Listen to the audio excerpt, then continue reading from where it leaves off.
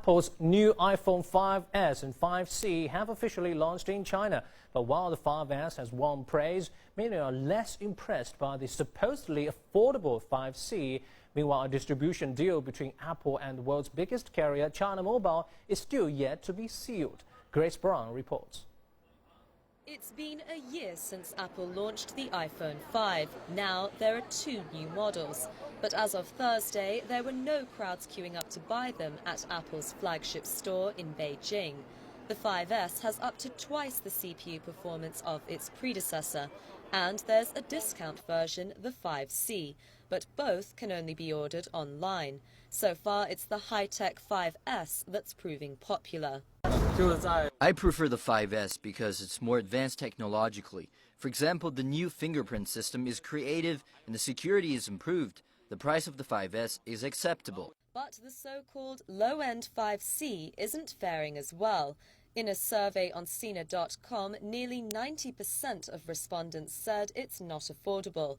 Despite trying to win back Chinese customers from cheaper rivals like Samsung, Xiaomi and Lenovo, the 5C still weighs in at nearly 12 times the price of Lenovo's cheapest handset. And it's more expensive in China than in the US, where networks offer deep discounts on handsets. For months now, Apple has been battling bad press in China, from perceived double standards in its warranty policy to a class copyright action from 10 Chinese writers.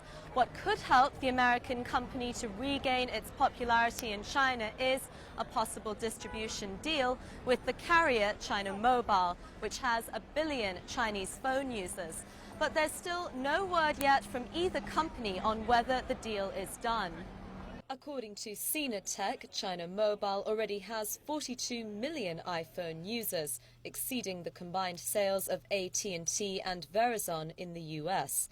Analysts say a deal between Apple and China Mobile could sell a further 35 million iPhones. Apple takes up about 1/3 of the smartphone market in China. Before, Apple users didn't go to China Mobile because China Mobile did not support the same type of 3G that Apple phones use. The new generation of iPhones will support China Mobile's specific 4G brand.